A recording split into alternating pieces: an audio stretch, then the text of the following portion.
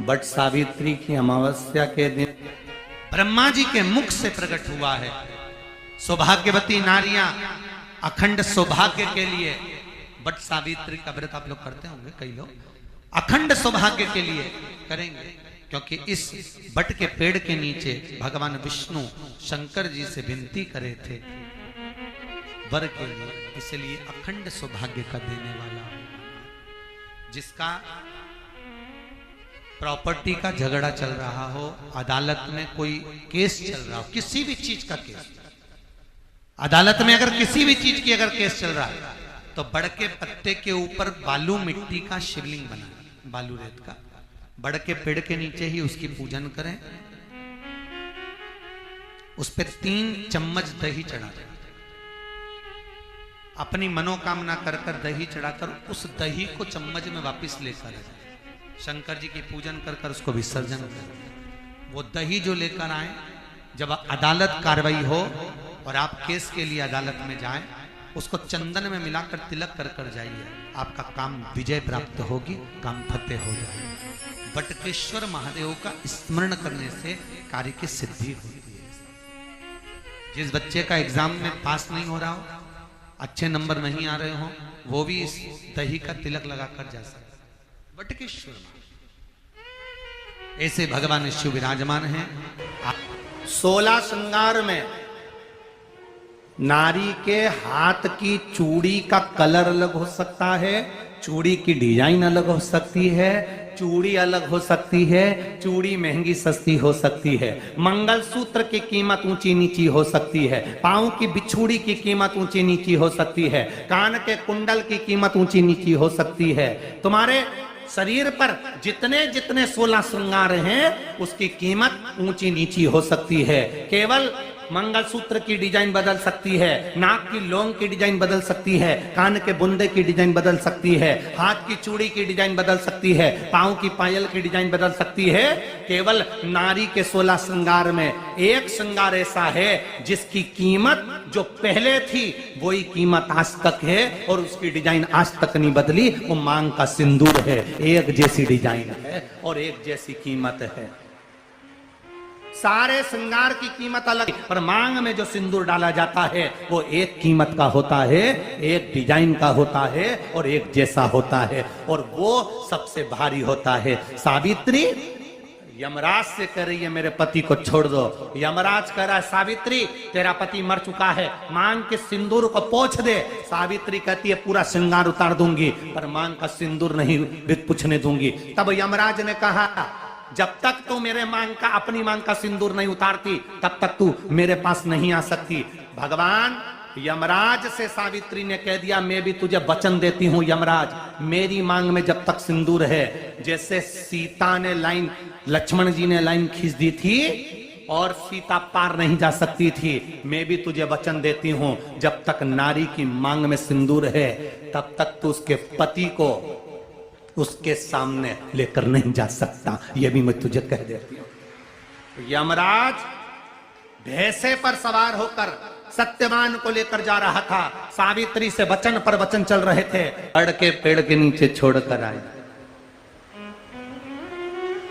क्या चाहिए तुझको, क्या चाहिए तुझको, क्या दूं मैं तुझको, कुछ मांग ले मुझसे। सावित्री कहती है क्या दोगे आप, मेरे पति के प्राण दे दो बस वापिस, और कुछ नहीं चाहिए। जब यमराज यमलोक में प्रवेश करने लगा, मांग के सिंदूर में से थोड़ा सा सिंदूर सावित्री ने केवल हाथ में लेकर अपनी बिंदी पर जो लगाया, सत्यवान को लेकर यमराज अंदर नहीं जा पाया। बाहर खड़े होकर कहता है मांग ले, मैं तुझे एक वचन नहीं, तू बोले तो मैं 2 वचन दे देता हूं, तू बोले तो मैं 3 वचन दे देता हूं, तू मांग क्या चाहिए। तब सावित्री ने कहा देना चाहते हो, हाँ। अब यमराज को लगा कि लालच में पड़ गई सावित्री। तब कहा पहला वचन दीजिए, मेरे अंधे सास ससुर के नेत्र वापिस आ जाएं। यमराज ने कहा तथास्तु। दूसरा वचन दीजिए, मेरे सास ससुर अपने पोता पोती का मुख देखें। यमराज ने कह दिया तथास्तु।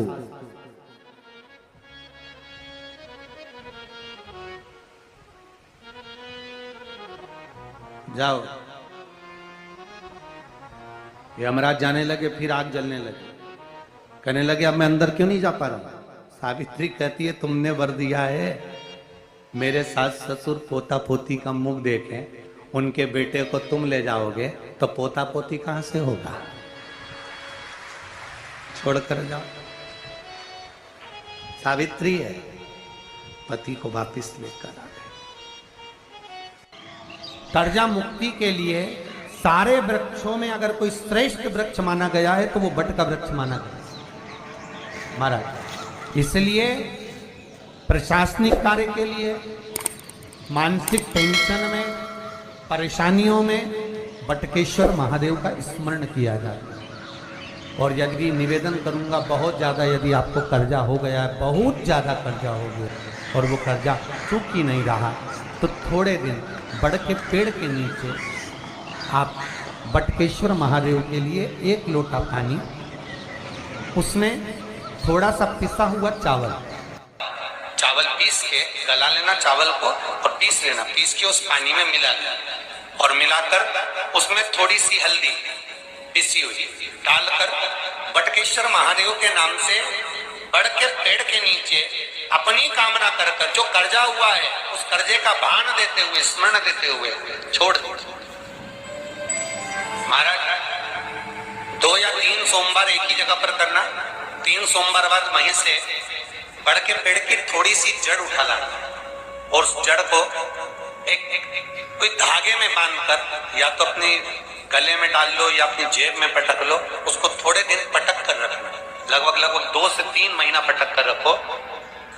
वो जड़ जैसे बड़ का पेड़ विस्तार होता है, पानी गिरे ना गिरे, जल वृष्टि हो ना हो, गर्मी पड़े ना पड़े, उसको कोई फर्क नहीं पड़ता। बड़ का वृक्ष आप रूप फैलता जाता, उसकी जड़ें अपने आप प्रबल होती है। उसी तरह ये बटकेश्वर महादेव कहीं से भी अगर जड़ आपके पास में रखी है 1 महीना, 2 महीना, 3 महीना तक, तो ये जड़ अपने आप लक्ष्मी को पकड़कर खींच कर लाती है और कर्जे से मुक्त कर देती है। बटकेश्वर महादेव। पत्नी को कभी हल्का मत समझना।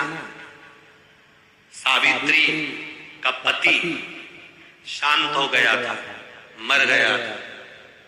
बड़ के पेड़ के नीचे यमराज उसको लेने के लिए आ गए और सावित्री को छोड़कर यम उसके पति के प्राण लेकर जाने लगा।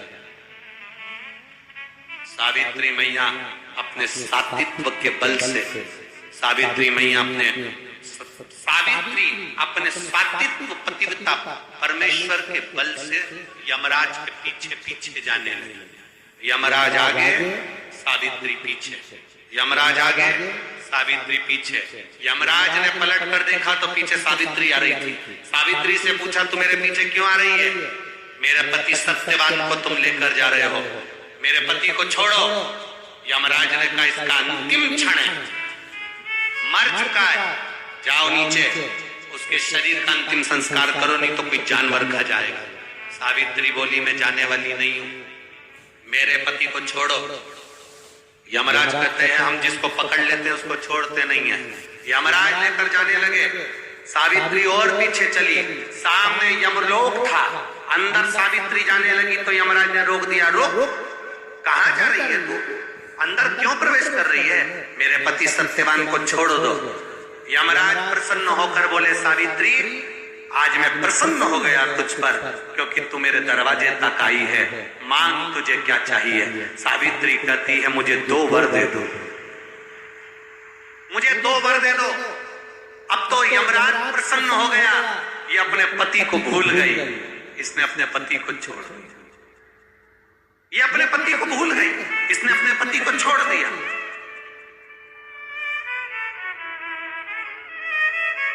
और इसने अपने पति को छोड़ दिया। अब ये कुछ मांगेगी, 2 वर मांगेगी तो मैं इसको 2 वर दे दूंगा। यमराज प्रसन्न हो गए, अपनी पति को छोड़ा इसने। यमराज ने कहा अपने पति को छोड़कर जो तू 2 मांगेगी मैं दे दूंगा, बस पति मत मांग। तो सावित्री ने कह दिया नहीं मांगूंगी पति। ठीक है, मांगो। सावित्री ने कहा पहला वर दीजिए। मेरे सास ससुर की आंख में रोशनी नहीं है, उनकी आंखों से दिखता नहीं है, बस इतना सा वर दे दो, उनकी आंख की रोशनी आ जाए और वो अपनी गोद में अपने पोते को खिलाएं, बस ये सबर दे दीजिए। यमराज प्रसन्न हो गए, इसने पति नहीं मांगा, तथास्तु।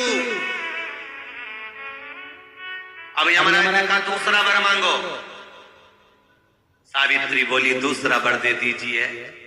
मेरे सास ससुर आज तक कोई तीर्थ करने नहीं गए, मेरे सास ससुर का जो बेटा है वो उनको तीर्थ कराए, बस ये व्रत दे दो। यमराज ने कहा इसने अपने पति को नहीं मांगा, तथास्तु। अब यमराज ने कहा जा सावित्री के कहां जाऊं? आपने कहा था मेरे सास ससुर जब आंखों से रोशनी पाए अपने पोते को खिलाएं, पति तुम ले जाओगे तो पोता आएगा कहां से? पति तुम ले जाओगे, पोता कहां से आएगा? और यदि मेरे सास ससुर के बेटे उसको तीर्थ कराए तो मेरा पति अगर तुम ले जाओगे तो उनका बेटा ही तो है, तीर्थ कराएगा कौन? यमराज प्रसन्न हो गया, उसने उस सत्यवान को वापिस लौटा दिया। वो सत्यवान सावित्री। तो जितने भी यहाँ पर मेरे जीजा होन बैठे हैं और जितने आस्था चैनल पर कथा सुन रहे हैं, जितने मोबाइल पर कथा सुन रहे हैं, तुम अपनी पत्नी को कभी हल्के में मत लेना, बिल्कुल हल्के में मत लेना। तुमसे ज्यादा बल व्रत का, उपास का, भजन का ज्यादा बल, तुमसे ज्यादा बल इनके पास रहता है। तुम सोचो कि बोल रहे हो कि मैं मंदिर में हूं, उसको बिना घंटी के घंटी बजती है दिमाग, वो तुरंत पहचान जाता है, तुरंत।